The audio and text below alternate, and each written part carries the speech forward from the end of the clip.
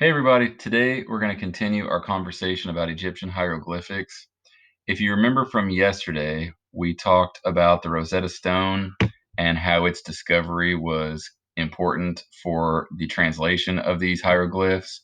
And again, I can go back and obviously remind you all that once it was found, it took about 10 years to reverse translate from Greek to kind of the basic language of Demotic all the way back to the hieroglyphs, okay, because they essentially are saying the same thing, okay.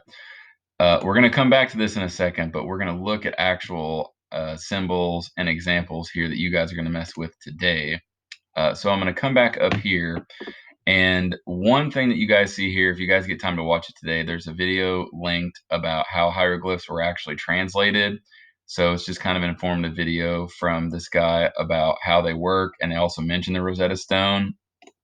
But the two papers that you all have, or at least one paper that's two-sided, depending on which homeroom you're in or which class, is going to look like this somewhat on the front, and then it's going to look like this on the back or on that other sheet. Okay.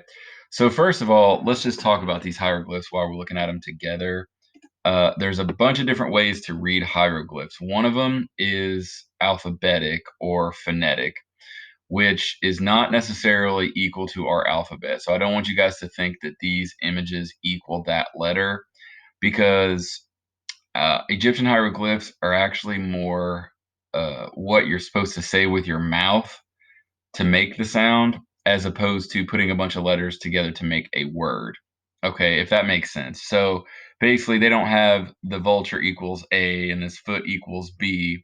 A lot of times it's symbols that represent just the sound that you would make. But in any case, for what we're going to do today, you guys are going to use this.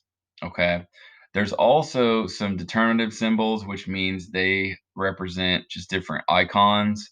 So some of them are a little complex, like father, mother, whatever. And then word examples down here, you put several of the icons together to make it. Okay, but we're going to work with this. So for you all's sheet that's over here, if I can get back to it, okay, you're doing exactly what it says using the glyphs, okay? So with that being said here, you would do these kind of letter by letter, okay? And then until you get to happy and day and night, that's when they break off into expressions. So, for example, if I'm looking at Egypt, I'm going to do this reed, which looks kind of like a piece of grass, and then I'm going to do this stand, and then so on and so forth. Now, if you guys are working from the online thing, feel free to zoom in on this, or feel free to just pause it. But obviously, the people that have the sheet, you guys can just look at it in more detail. They do have a specific color, but obviously, depending on what you guys can see up here, some of them are mostly green. It's mostly greens and orange and kind of tan colors. So if you're using color on these, definitely, there's not a whole lot of options anyway, so you should be pretty safe. Okay. But if I'm going back into, here, I'll close this. If I'm going back into this, once you get to happy as the expression or day and night, that's where you are in kind of this area here. Okay, so you're creating the whole set of happy and then day and then night. So you just have to kind of check what they are and where they're at. Okay. The numbers, for example, down here, let's say like 37, that is exactly what you would think. So you're adding like 1, 2, 3 of these images, and then you're going to add the image for the number 7. So it's pretty much like 10 plus 10 plus 10 plus a 7. And then the rest of these, same deal. So 313 or 2,402. Now 4,000,007 looks like it'd be crazy, but once you actually look at what it makes up over here, it's not that difficult.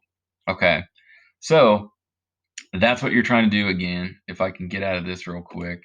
Overall, same deal. You all are completing this document, trying your best to do the hieroglyphs in your own hand.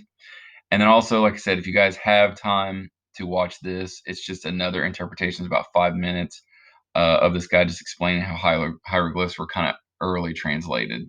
Okay. Over the next couple days, we're going to keep talking about different Egyptian stuff. So there's going to be different things to kind of go along with this. But this one's just kind of an interesting, kind of fun way to look at hieroglyphs. All right, so everybody is staying safe out there. Be well, and I'll talk to you very soon. All right, bye.